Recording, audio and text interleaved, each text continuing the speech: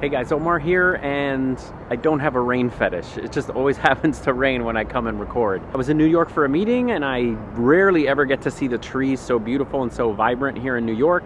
So I decided to come in and make a video for you. And today I think we should talk about white balance, auto white balance, and when you need to turn it off. This is a perfect example of when you should control the color. We're going to be shooting trees, we're going to be shooting green, and I feel like Fuji auto white balance, especially when it's cloudy sometimes, doesn't really get the colors correct. So you can do it yourself. So we're going to show you that today.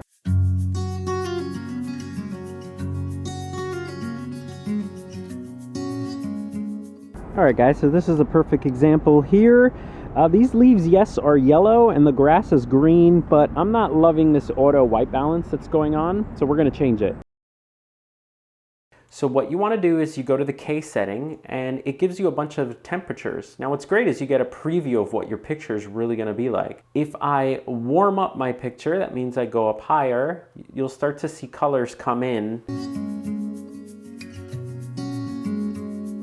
So as you can see, everything's a little bit more green, a little bit more vibrant. All right, there's auto white balance and 5300K. This leaf does not look this color of red, so it's rendering it more kind of a weird orange.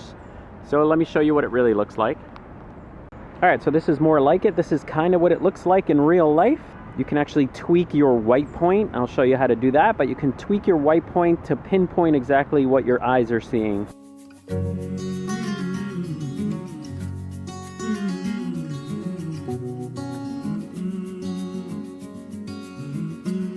Note, there is no correct color. The correct color is what you want your image to look like. However, if you want true to life, just know that auto white balance doesn't always get it right. Trust your eyes.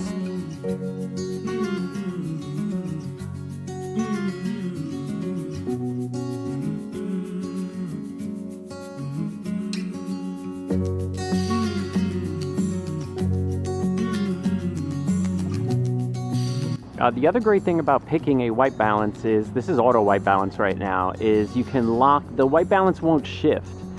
So these greens look a little weird compared to what they look like in real life.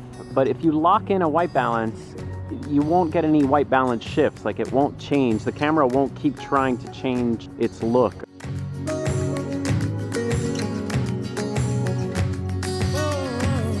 All right, now here's an example of where the auto white balance gets it right. It gets it totally correct.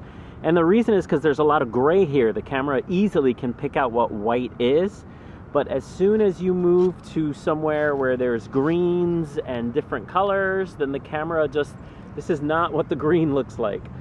It sort of has like a bluish tinge to it. Look at my skin. My skin gets like a bluish tinge to it. Let's see if we come back over here. Get the white balance correct. So now my skin is totally correct because the camera can easily pick up this gray.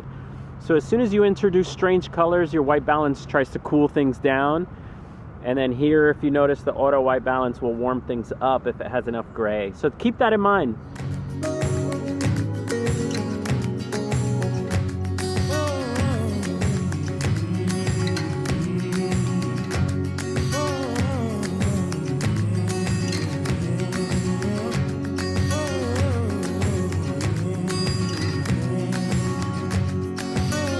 You can also do a custom white balance, which is if you have a gray card or a white piece of paper, you could take a shot of that and that'll even give you better colors. Or you could also use a film simulation that you like.